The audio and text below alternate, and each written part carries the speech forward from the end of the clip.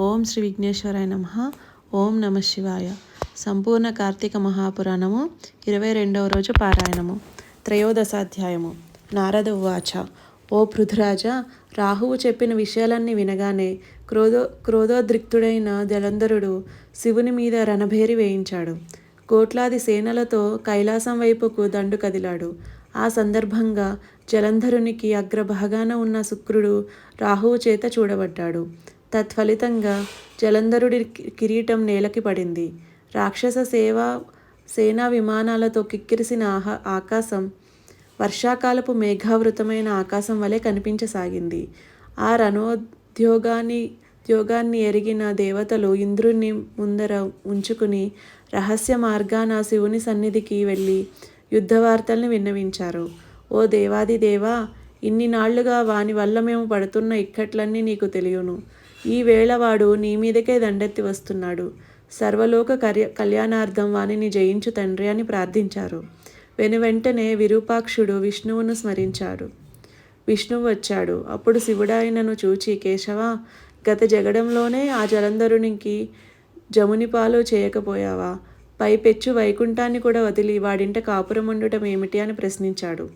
అందుకు జవాబుగా విష్ణువు, పరమేశ్వర, ఆ జలంధరుడు నీ అంశ వలన పుట్టడం చేత, లక్ష్మికి సోదరుడు కావడం చేత యుద్ధంలో నా చేత వధింపబడలేదు.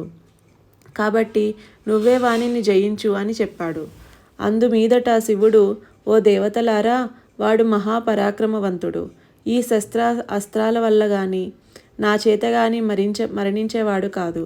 కాబట్టి మీరందరూ కూడా ఈ శస్త్రాస్త్రాలలో మీ మీ తేజస్సులను సహితం ప్రకాశింపచేయాలి అని ఆజ్ఞాపించడంతో విష్ణువాది దేవతలందరూ తమ తమ తేజస్సులను బయల్పరిచారు. గుట్టుగా ఏర్పడిన ఆ తేజస్సుతో శివుడు తన తేజాన్ని కలిపి మహోత్తమము, భీషణ జ్వాలాస్యము, వేగ సంపన్నము, అత్యంత భయంకరము అయిన సుదర్శమనే చక్రాన్ని వినిర్మించాడు. అప్పటికే 1,000,000 ఏనుగులు, 1,000,000 గుర్రాలు, 1,000,000 కాల్బలగములతో కైలాసము భూములకు చేరిన జలంధరుని దేవతలు ప్రథమ గణాలు ఒక్కమ్మడిగా ఎదుర్కొన్నాయి. నందీశ్వర, విఘ్నేశ్వర, సుబ్రహ్మణ్యేశ్వరనాథులు కూడా తమ తమ గణాలతో సహా జలంధరుని మార్కొన్నారు. రెండు తెగల మధ్యన భయంకరమైన సంకుల సమరం కొనసాగింది. ఇరుపక్షాల నుంచి వచ్చే వీరరస ప్రేరకాలైన భేరీ, మృదంగ, శంఖాది ధ్వనులతోనూ, రథనేమి ధ్వనులతోనూ, గజ గీంకారాలతోనూ, భూమి విపరీతమైన ధ్వనులతో ప్రకంపింపసాగింది. పరస్పర ప్రయోజితాలైన శూల, పట్టిస, తోమర, బాణశక్తి, గదాధ్యాయుధ భరితమైన ఆకాశం పగలే చుక్కలు పొడిచినట్లుగా ఉంది. యుద్ధభూమిలో నేలకూగిన రథగజాదుల కళేబరాలు, రెక్కలు తెగిన పర్వతాల గుట్టలు పడినట్లుగా ఉన్నాయి. ఆ మహాహవంలో ప్రథమ బాణోపాతులైన దైత్యుల్ని శుక్రుడు మృత సంజీవని విద్యతో చేయసాగాడు. ఈ సంగతి ఈశ్వరుని చెవిన పడింది. తక్షణమే ఆయన ముఖం నుంచి కృత్య అనే మహాశక్తిని ఆవిర్భవించాడు. అది అత్యంత భయంకరమైన తాలు, జంఘోదర, వక్త్ర స్తనాలతో మహావృక్షాలను సైతం కూలగొడుతూ రణస్థలిని చేరింది. రావడమే పేరు మోసిన రాక్షసులెందరినో తినేసింది. ఆ ఊపు శుక్రుణ్ణి సమీపించి అతనిని తన యోనిలో చేర్చుకుని అంతర్ధానమైపోయింది. మరణించిన వాళ్లను మళ్ళా బ్రతికించే శుక్రుడు లేకపోవడం వలన ప్రథమ గణాల విజృంభణకు రాక్షస సేన మొత్తం తుఫాను గాలికి చెదిరిపోయే మబ్బు తునకల వల్లే చెల్లా చెదురైపోసాగింది. అందుకు కినిసిన శుంభ, నిశుంభ, కాలనేమ్యాది సేనా నాయకులు అగణ శర పరంపరతో శివగణాలను నిరోధింపసాగారు. చక్కటి పంట మీద మిడుతుల దండులాగా తమ మీద పడే రాక్షస బాణాలకు రక్తసిక్త దేహులై అప్పుడే పూసిన మోదుగ చెట్ల వలె తయారైన శివసేనలన్నీ తిరుగుముఖం పట్టి పారిపోసాగాయి. అది గమనించిన నందీశ్వర, విఘ్నేశ్వర, సుబ్రహ్మణ్యేశ్వరులు ఆగ్రహావేశులై రాక్షస సేనల మీదకు విజృంభించారు. త్రయోదశాధ్యాయ సమాప్తః. చతుర్దశాధ్యాయము.